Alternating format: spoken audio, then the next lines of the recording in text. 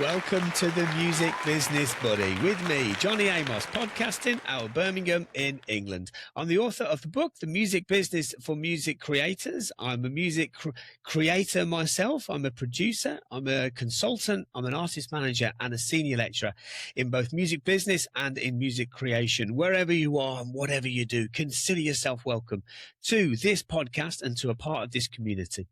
My goal is simple. I'm here to try and educate and inspire music creators from all over the world in their quest to achieving their goals by gaining a greater understanding of the business of music. Okay, so in this week's episode, everybody, I am joined by a fascinating lady by the name of Tiange Zhu, who is the owner and starter of a fantastically exciting company called SongPot. Now, let me just tell you a little bit about SongPot. I became aware of what Tiange does because I'd heard about her and I looked her up on LinkedIn because I'm a bit of a LinkedIn stalker, right? In the most innocent of ways, right? Because I'm always looking for exciting people that I believe are adding value to the music industries. And Tiange is most definitely one of those people. She was one of those kind of child genius type people who just knew how to build stuff at the age of 7 with C++ and all these different coding programs. She's won all sorts of different awards and written and composed for all sorts of different, pieces of literature. And she has built SongPot, right, which basically does two different things. It uses AI to analyze music for libraries, for music usage, so it understands music in order to be able to kind of make suggestions for discovery, for sync licensing and various other things. And it also adds value to music creators. It does not replace music creators, not by any means. It's the polar opposite of the goal of what she's trying to build, right? It's something that adds value to music creators, and she explains it, in fact, brilliantly as a new instrument, right? So to me, it felt like she's building two really different things. And then in speaking with her, it's very clear to me that actually it's kind of the same thing.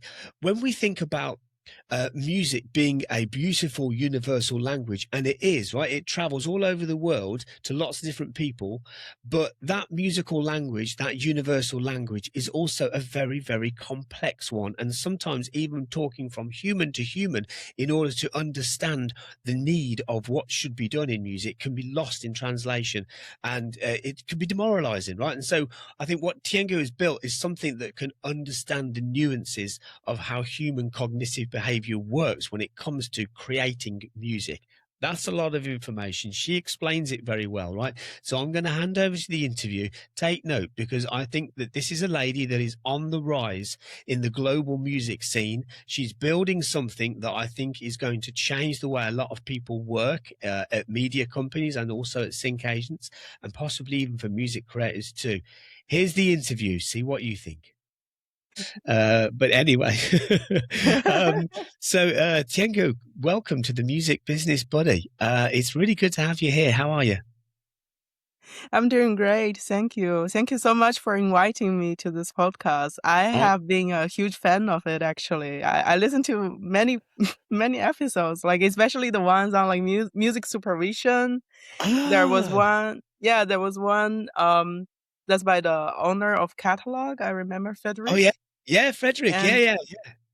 Yeah, and another one that just came out, I forgot the name. Oh my God. Right. I know there's so many of them. I do every Wednesday. There's a new episode, and it's quite hard to keep up. And I'm generally about 4 weeks sort of ahead, if you like.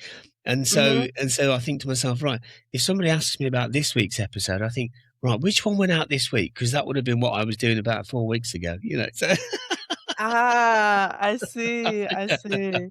But there's so much to keep up with, though, in this business, isn't there? And I'm thrilled that you've come on, because I am so fascinated by what by you, right? To be honest with you, and by your work and by what you're building. I mean, I've got so many questions for you, and I'm really excited about what you're doing. And I should start by saying this as well.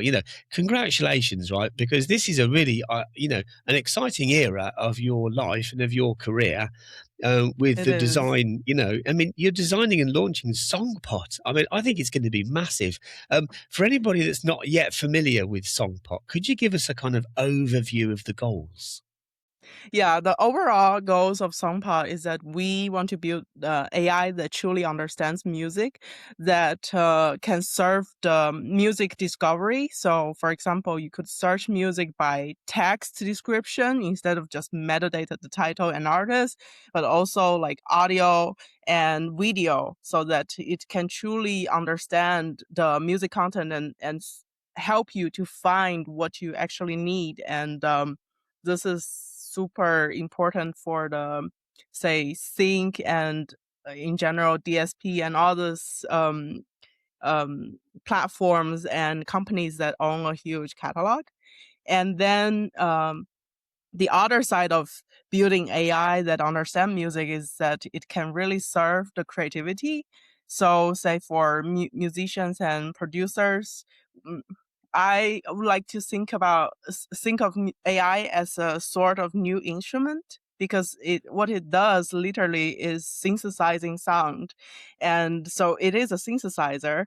And right now we do have companies that works on, like, say you have a text prompt and then you generate a whole song, but I think that's not really the point of creativity. And I think we could actually build AI that augments creativity by making it a new type of instrument, a sound making machine. And this is fascinating for me because in the end the goal is to the problem that we are trying to solve is to how to translate the music in your mind to the music that's to your ear. You Yeah, see, yeah. That's either discovery or creativity, but it's the same thing. It's how to get that thing out from your mind. Wow. Do you know what? Two major problems there, right? That Yeah, you're working on the solution for, and it makes a lot of sense. It's very interesting. I mean, let's split them out into two different things, right? So the music of kind of course. discovery on the library side and the sync side, and then the tools for creators. But it's interesting because the second part there, as a Yeah. producer myself, Hmm. the amount of Yeah. times where an artist will say, I know what I want. I can't think of like how to explain it or how to articulate it Yeah. or how to, and like the old way would be like, right, let's think about musical language, music theory, or maybe even just Yep. some adjectives to help us to get there as well.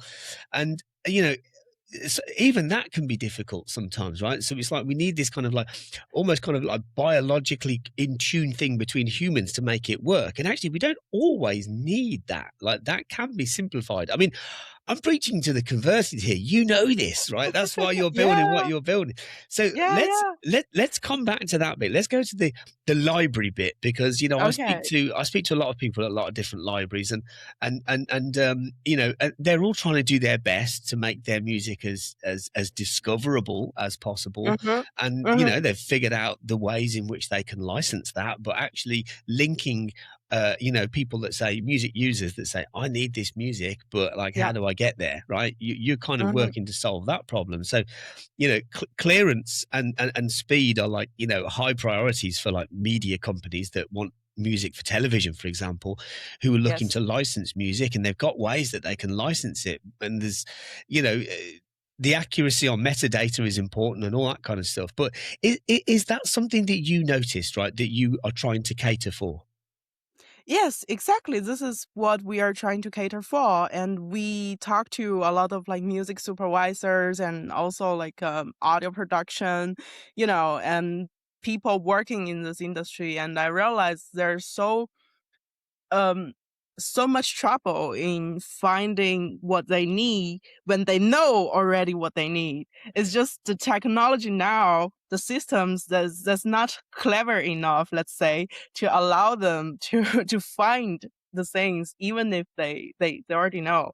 And with AI, the cool thing about it is that it can really like understand not just like how we previously deal with metadata. We are not constrained to that anymore. So even if you have a catalog of, like, say, poor metadata curation because there's something missing or the tagging isn't so correct or something, AI can now just describe everything for you so that you don't miss that. And also to find something adjacent to it, right? Because sometimes you try to categorize as into few words, but it's so hard to actually categorize a song into just a few words.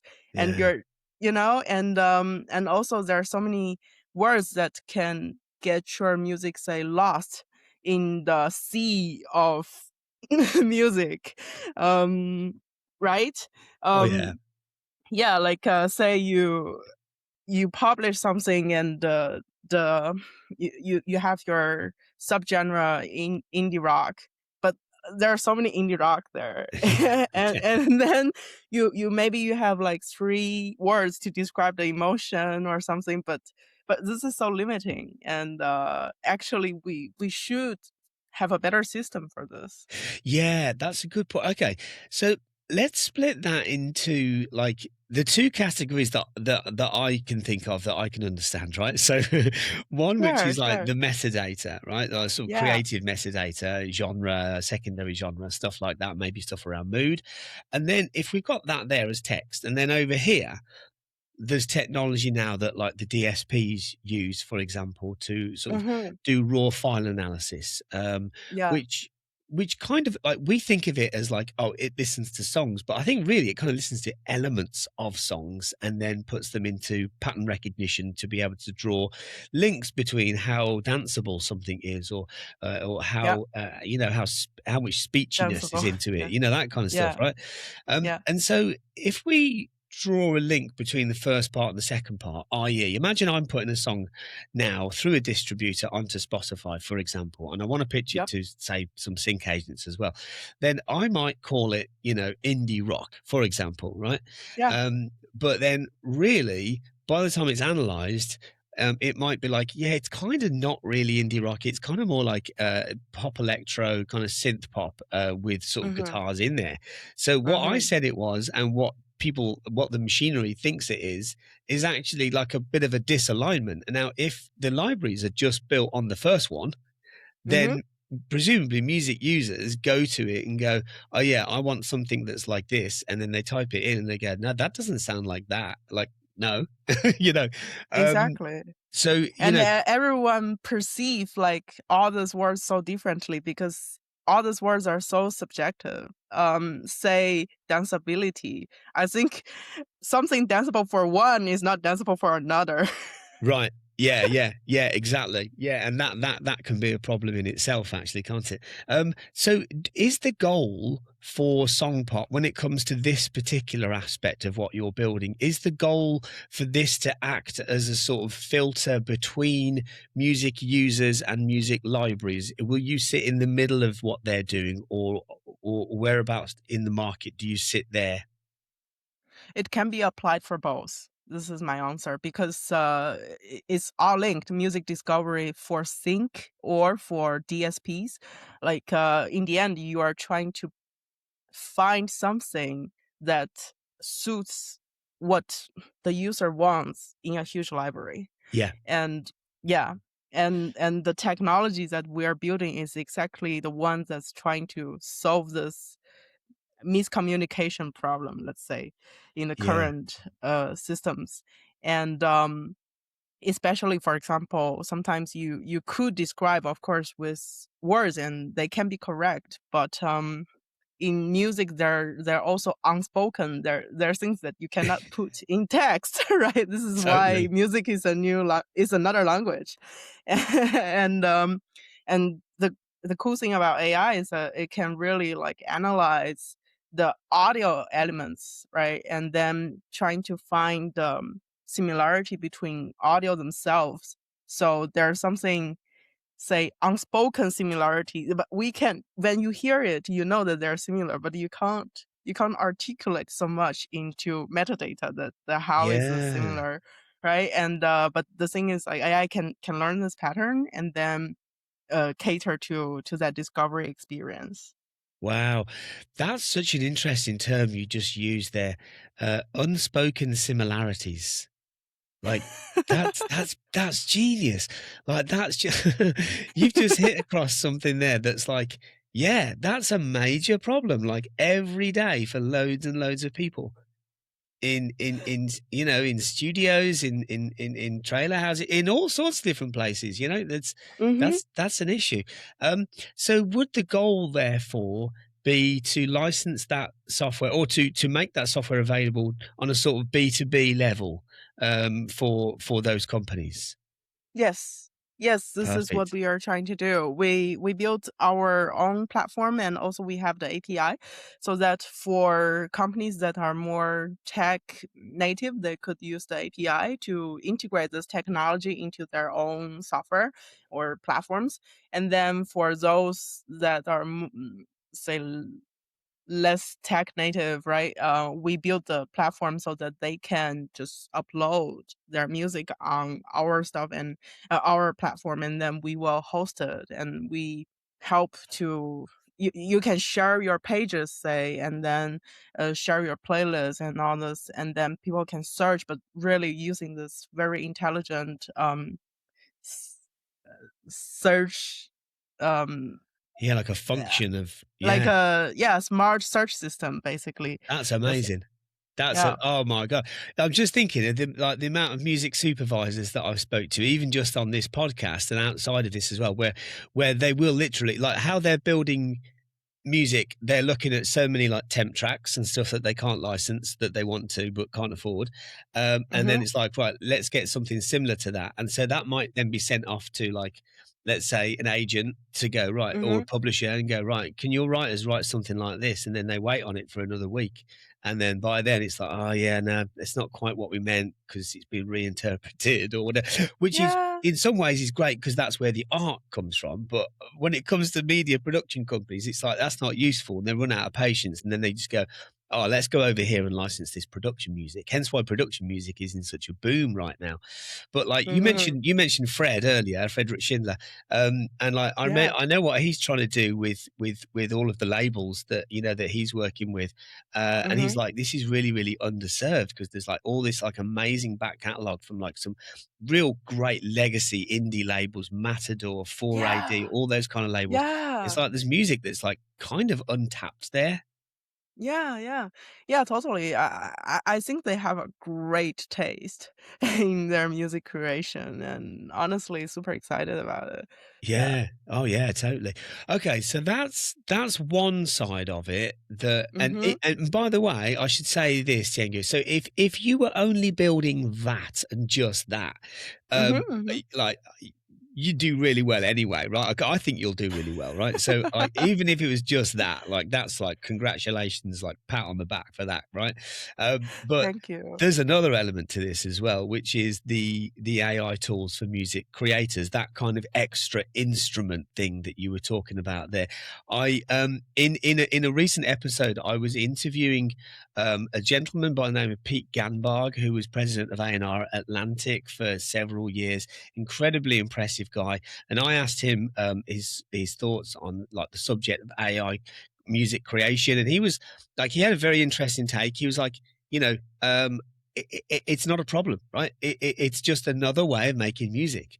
And in the same way that other things have been, like synthesizers or samplers or drum machines, whatever it might be.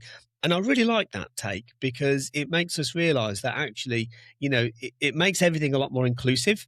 And it also Mhm. means people can tap into creativity that they don't quite know how to articulate or don't know how to Yeah, reach to or express.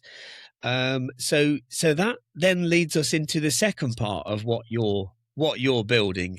Could you tell us a little yeah. bit about that? Yeah, sure. Um, Actually, it's super interesting that that I have noticed this two a very polarized opinion about like AI for music creativity. That like say many of musician friends of mine like they absolutely hate it, right? They Yeah, yeah, yeah. they they will not even try, and and I totally understand it. Also, like, because how the AI music tool today is working, and this is what we want to really change. And because like you said, like it can also be used as a sampler, as a synthesizer, as a very interesting sound making machine. And all we do in music creation is to really find the sound to express. And then if we can have a much more versatile kind of instrument, how interesting can it be for our creativity, right? Because you could be super skilled in certain instruments, like I play guitar very well and also piano, but your the language of the sound is constrained to the two instruments that you know. And in a way AI can break this barrier. I'm not saying that AI would just play guitar like Yeah, yeah. that well. I don't think this is actually the path to go, but more like the path that how can you translate this weird other sounds that you can't articulate with all these tools that you have, like the samples, the DAWs, whatever, the synthesizer. In the end, it's quite difficult to really get there to hear something that's exactly what you hear in your mind. Yeah, And yeah, yeah. That yeah. that that makes a lot of sense. Okay, something happened yesterday to me. I was in a Hmm. room where somebody, it was one of my students, right, where the university where I lecture at part time, and a student had played me a piece of work, and it was all MIDI, right, Yeah. and like she'd created this outstanding piece of music, I thought, and it was all like guitars and synths and and I said, have you thought about swapping the samples in there, right? So, because like not changing any of the MIDI data that you've used to create that, but just switching the entire thing into a Hmm. sort of 1960 mid 60s style orchestra. Hmm. And she was like, "No, I didn't think about that." I was like, "Okay, but don't be offended." I said, "Because like we're not changing anything you've done, but just the sounds that you selected to drive what you've created." And so we tried it, and it was Mhm, brilliant. And it's not, hey, look at me, what a great idea. It was more like being open to going like what you've done mhm, works, but how it's being mhm. presented could shift to find a Yeah. different home, right? Yeah, yeah. Not quite AI, but AI can do that without the need I for can me. do that. Yeah, Yeah. yeah, right. Without the need for someone like me going, "Have you thought about doing this?" So that could be an example where is less offensive, perhaps, to music creators that worry about being replaced. For example. I think it shouldn't and will not replace music creators. This is really my take, because if you listen to all this generated music, like they might sound pretty real, like they sound like music, and I guess some people like it, but the more you listen to them, they all sound like the same song. Yeah, And and I don't I think the connection, me as a huge music fan, like the deep connection that I perceive from music is the soul of it, and the soul is in the storytelling, is in the creativity, is in also some the things that's um very personal, like with a character. And this thing, I don't think currently we could generate songs like that. And and I think like if we use AI as creativity tool, we need to put human in the very center of it, because the ideas, like no matter what you put into it, the idea is from you, from your experience, from your story. And this is something that will never be replaced, I think. And yeah, the taste in it, because you can generate things, but you would select what would be accepted. That yeah, like you can say I have this idea, and then AI generate this, and then you hear it, and this is nothing like what's in my mind, so you will not publish it, right? And yeah, yeah. That makes and sense. yeah, yeah, so this is really how I see, like I think the the technology is really fascinating. But like before using this technology to design any tools, the intention of the tool is as important, I think. Yeah. Like, are we building a tool that's trying to hack hack the system? Or just just for the you see? Yeah. No, that makes a lot of sense. Well, Or yeah. one of the descriptions that you used was, I think I read this on your website, was about creativity that can be reimagined. Yeah. Is Yeah. there? I know it's still early, right? But are there any insights that you can give us in regards to what the tools will look like on SongPot for music producers and creators? Yeah, of course. We're still exploring. Okay, So fair enough. Yeah. so I can't already tell you like specifically, but say um so one thing I have built that's pretty interesting, which is you can use chord progressions or melody together with the description of what you want to have, and then it will generate exactly like with the same melody and chords, and then try to imagine how it would sound like. So for example, you can hum something, and then Ah. you say, I want this in um how to say it, like Oh wow. classical romantic period or something, Okay. something that I cannot do, right? But I have this in my mind. I have this melody that I dreamt of, and I want to hear how it would sound like, and then it can generate that. But Ooh, okay. That's interesting. Okay. Do you know what that's just made me think of? I was uh-huh. watching a documentary recently. I think it was on YouTube, and it was Michael Jackson in the studio working with Quincy Jones on, I think on the, Yes, I yeah, have you know this seen that? one. Yeah, the Thriller Yeah, album. yeah. Oh my God, it's fascinating, isn't it? And Yes. it's just made me think of what you just said, because like, when he had that like inane ability to be able to go dum, tsk, dum, tsk. Well, no, I won't pretend to do it, Yes. right? I can't do it like he could do it, but You're but pretty close. You're pretty oh close. well, that's very kind.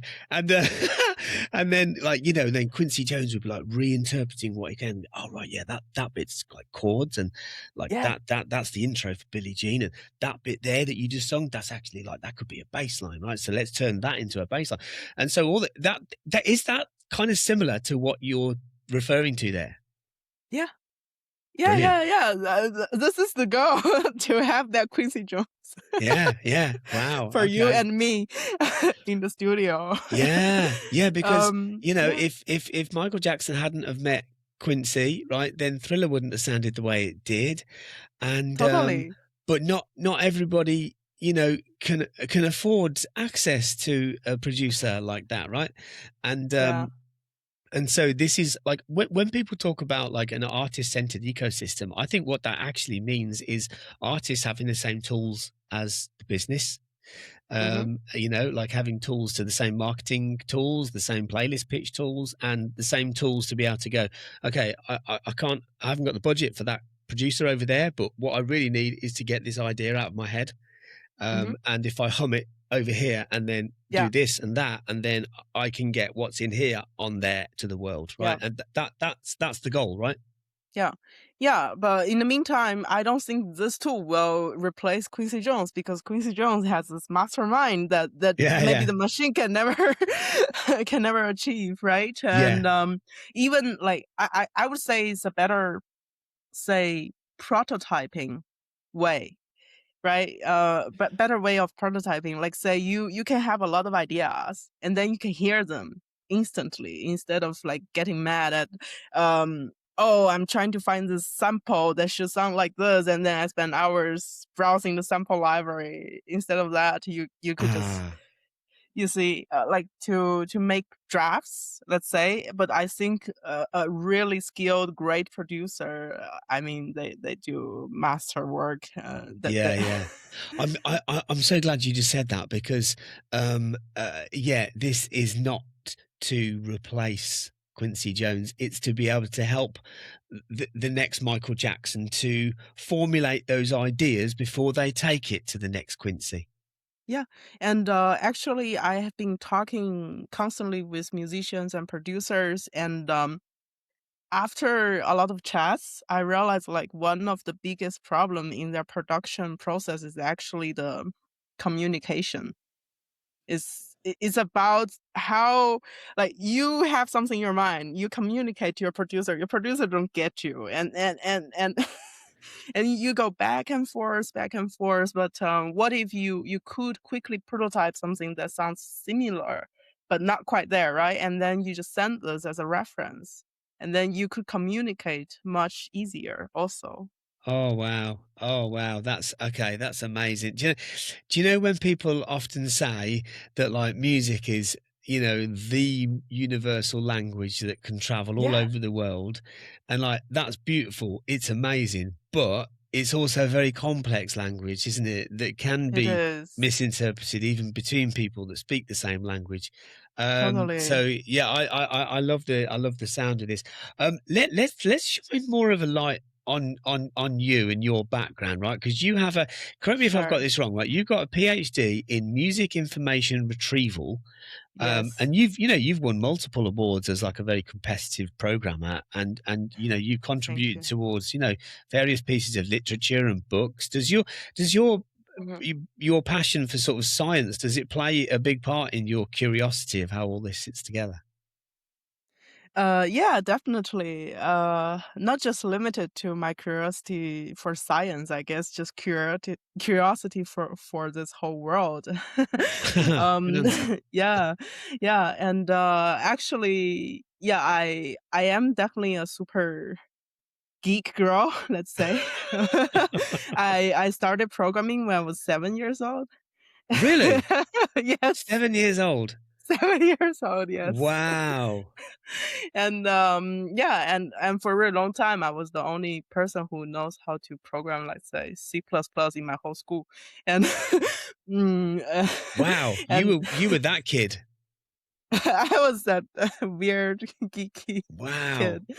Yeah, but in the meantime, I mean, I love music. I just, I don't know, my whole it is the biggest passion of mine. And yeah, s I s I remember, like, the first time I've been to a music festival, it was I was 13 years old, and I was so fascinated by how it feels, how everyone just connect with each other, like, gather together for the music, like, really how music connects us, right? And, this experience, but also Mm, I feel understood a lot of times by just listening to the music I love, you see, Oh, because they wow. are expressing something I want to express in this beautiful language of music. But I couldn't do that, but they did that, and I love it.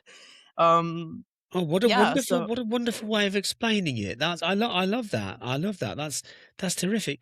Um, I saw on your LinkedIn page that you recently yeah, attended ADE in yeah. Amsterdam. How was that? What did you learn about the EDM sector whilst you were there?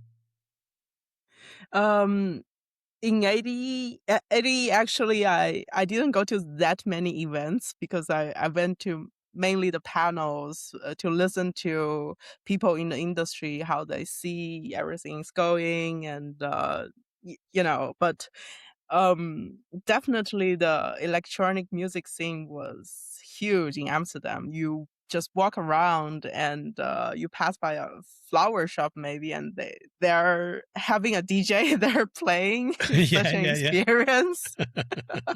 Or a cafe shop. Like the whole city is celebrating electronic music. It was such an energy. Yeah, and Yeah, yeah. also I met so many like talented musicians and producers there, and we exchange on what kind of tools they would like to have, right? And they definitely gave me some very interesting feedback for SongPod, and also shaped kind of the product that we are going to ship. Ah, very good. So it was kind of like a research mission then.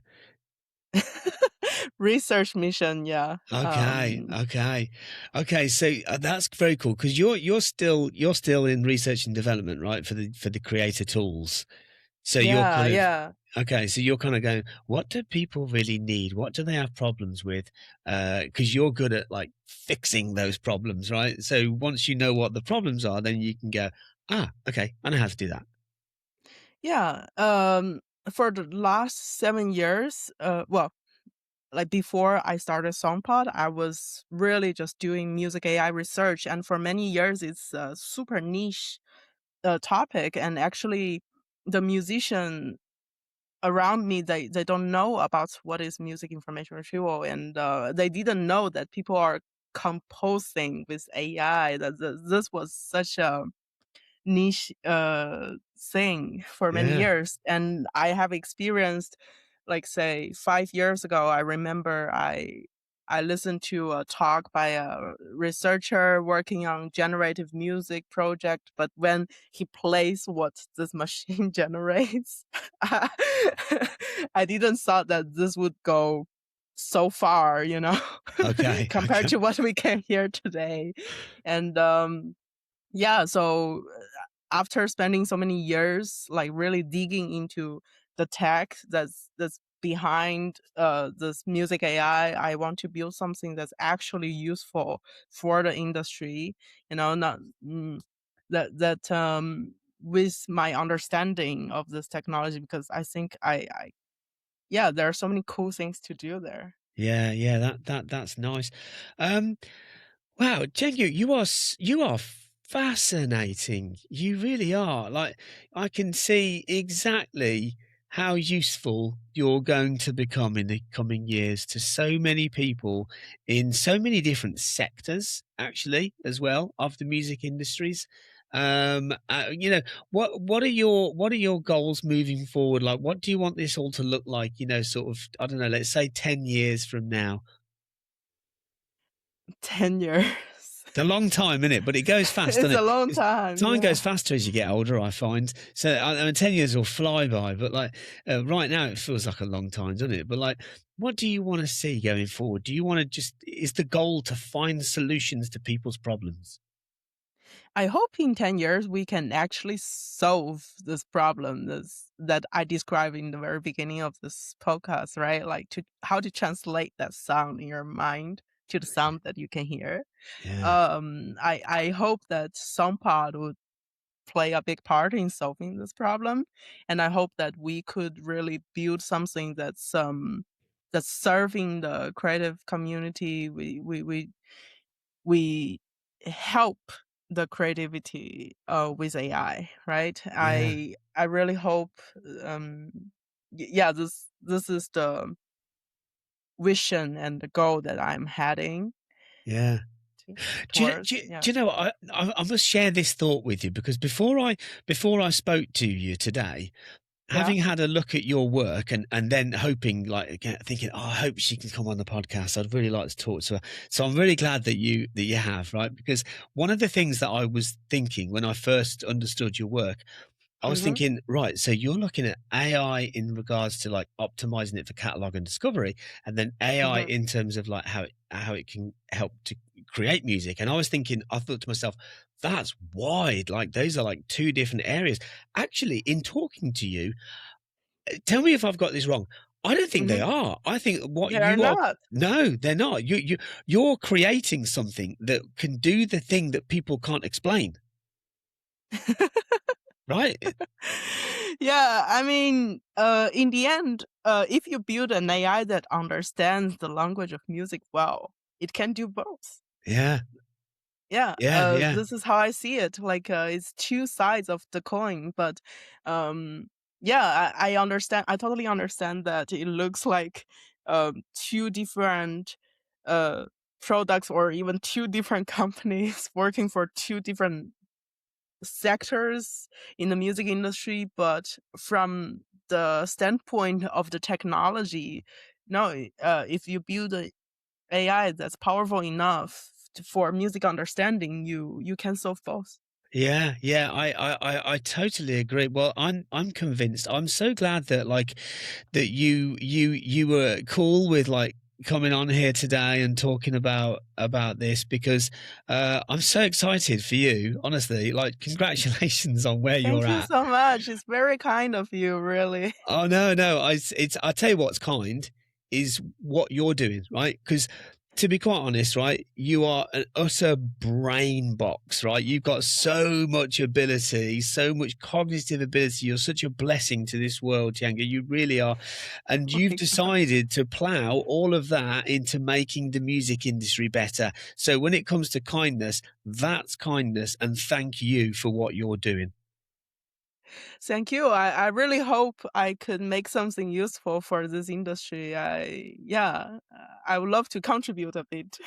I think you already are, and I think that you'll do it more and more as time goes by. And I'm really excited to see how it all unfolds and to see what happens next and to see what problems you solve and what happiness you bring to people in their work, in their lives, and the impact that has on music consumers and fans, right? Because we're all music Hmm. fans. Hmm. That's how we ended up We here, are. right?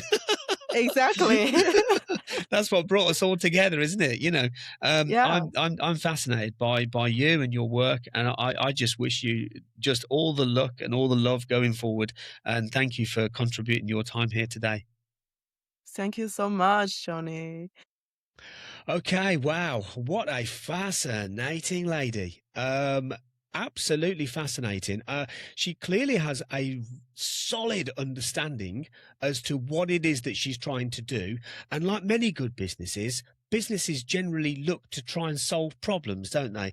I think if you take Tiangu's love for music and her ability to problem solve, what she's created is something that's absolutely fascinatingly useful for quite a wide range of different people. I'd be very interested to see how her product range actually evolves as well, because right now it might look like, and I said this to the here in the interview to her, that, is she building two different things here? And actually, that was my concern before I spoke to her, and I no longer hold that concern because actually, what she's building is the same thing. It's the same problem. The ability to be able to understand and explain music. It's always been a problem. I can tell you, as a producer, sometimes there's an A&R and there's an artist, and one's saying this and one's saying that, and then there's me as the producer in the middle, kind of going, I think they want this, or I think that he wants that, but I don't really know. And we won't really know until we get there, until we've made it. And that is the art, and that's fun, but it's also problematic. I think what Tiangu is building kind of looks to try and problem solve things like that by being able to take a tool and take some of that subjectivity out of it, but leave the art in it. Now, that is incredibly complex to know how to do that and to how to communicate those things. But I think that she's doing it. I think she's doing it, and I think big things are ahead. So I hope you enjoyed listening to that episode. I hope you're as fascinated as I am about what happens next for SongPot, because I'm very excited about what that could, how much time it's going to save for a lot of people, and how it doesn't step on the toes, on the hearts or the minds of creators, right? If AI does that, it can be very offensive, and I'm not here to advocate that one bit, and neither is Tiangu, right? So it's about looking past that and looking at it and go, actually, this doesn't do that. This assists people, this saves time, and actually it achieves the goal of making music and making music discoverable and accessible. Okay, that's enough from me today, but I would like to revisit SongPot in the future, just to keep an eye on what's going on, because I see big things ahead. Anyway, that's enough from me today. Till next time, everybody, have a great day, and may the force be with you.